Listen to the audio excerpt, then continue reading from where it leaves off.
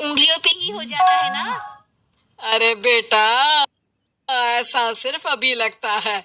जो मुझे करना पड़ता है ना, वो तुझे करना पड़े तो समझ आएगा कि असली काम का पहाड़ कैसा होता है। ठेले बराबर वजन भी नहीं है आपके काम में, और बात पहाड़ों के वजन की कर रही हैं आप। तू ऐसा करती ही क्या है घर में बेटा, ये तो बता मुझे। मैं थोड़ी ना कुछ करती हूँ, सब जादू से हो रहा है इस घर में। अरे एक दिन मेरा काम करोगी तो समझ आएगा। Okay okay, shut up.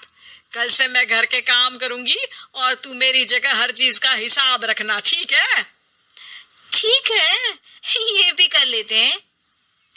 ये सास बहू की डील के बारे में रश्मि के पति अमन को नहीं पता था, और न ही अमन के पिताजी सुरेश जी को।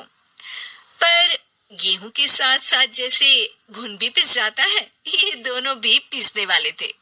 सुबह अमन उठकर रेडी होता है ऑफिस जाने के लिए, तो पता है उसके कपड़े नहीं निकले हुए हैं। अरे रश्मि, तुमने मेरे कपड़े नहीं निकाले? अपनी माँ से पूछो ना, उन्हीं का काम है ये। अमन अपनी माँ के पास जाता है। अब मेरे कपड़े आज आप देने वाले हो क्या माँ? हाँ, देना तो मुझे ही चाहिए, पर तेरी बहू ने कपड़े धोने ही नहीं डाले, तो कोई भी धुला हुआ कपड़ा नहीं है बेटा। हैं? ऐसा क्यों? कपड़े तो धोने आप ही देते हो ना माँ? अरे बहू ने तुझे बताया नहीं, अब हम अदल बदल गए हैं। मैं अब बहू और तेरी बीवी सास। अमन परेशान हो गया। वो बिना इस्त्री के कपड़े पहनकर ऑफिस चला गया। सरस्वती जी अपने घुटने के दर्द के कारण झुककर घर साफ नहीं कर पा रही थी, और ना ही खाना बनाना याद रख पाई। उधर रश्मि पहले ही दिन घर की चाबी घुमा चुकी थी, और 300 रुपए का हिसाब अलग नहीं मिल रहा था। पर दोनों का ही घमंड कैलाश पर्वत से भी बड़ा था, और दोनों ही खेमे एक दूसरे की बात मानने को बिल्कुल तैयार नहीं थे। शाम को जब सुरेश जी और अमन खाना खाने बैठते हैं, तो सरस्वती जी उनके सामने गाजर और पपीते लाकर रख देती हैं। अरे माँ, ये क्या है? ख्याली पुलाव के साथ सलाद। माँ जी खाना बनाना भूल गई लगता है। अरे एक एक चमन्नी का हिसाब है मेरे पास, खाना बनाना कैसे भूल जाऊंगी? ये तो मैंने पढ़ा था कि फल फ्रूट खाने से सेहत अच्छी रहती है, इसीलिए ये ले, एक फल खा ले। रात को सुरेश जी और अमन अपनी मीटिंग बिठाते हैं अकेले में। बाबूजी, इनकी लड़ाई के कारण ना हमें ठीक से खाना मिल रहा है, उल्टा घर के सारे काम रुक गए हैं। हाँ बेटा, 2 भैंसों की लड़ाई में बेचारे खेत के पौधों का भी नुकसान हो रहा है। पर पापा, क्या बताऊं आपको, मैंने माँ को इस महीने की 2 तारीख को बिजली के बिल के पैसे दिए थे। आज बिल भरने के लिए मांगने गया तो पता चला कि रश्मि उन पैसों से गैस सिलेंडर ले आई।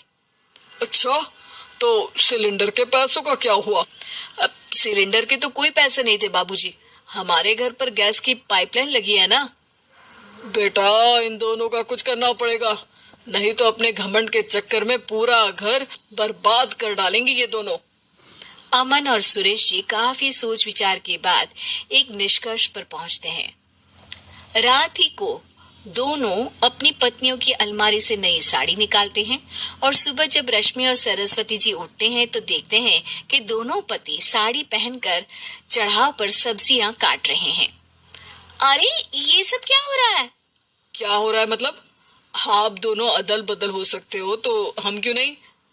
अरे क्या मतलब? नहीं नहीं, मेरी भी बचपन से किसी की बहू बनने की इच्छा थी, तो आज से सरस्वती तुम बड़ी बहू, मैं मिडल बहू और अमन छोटी बहू। अरे लेकिन सब घर पर बैठ जाएंगे तो कमाएगा कौन? ये घर कैसे चलेगा? अब वो तो भैया या बाकी लोग जाने, अब हमने भी अदल बदल कर ही लिया है तो कुछ नहीं हो सकता। रश्मि और सरस्वती जी को समझ में आ जाता है कि उन दोनों की आपस की डील की वजह से इन दोनों को बहुत तकलीफ हो रही है, और उनके ईगो ने दूसरों को कितनी यातनाएं दी है। अब असल में माँ जी आप सही थी, सास बनना बहुत मुश्किल है। अरे हाँ बेटा, और तू भी, मुझसे तो नहीं हो पाया सब घर के काम, वापस बदल ले क्या? हाँ हाँ बिल्कुल माँ जी।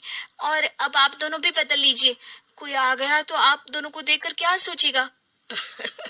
अच्छा है, आप दोनों की समझ में ये बात तो आई। मैं फटाक से कपड़े बदल लेता हूँ। अरे रुक जा बेटा, एक फोटो ले लेती हूँ तेरी।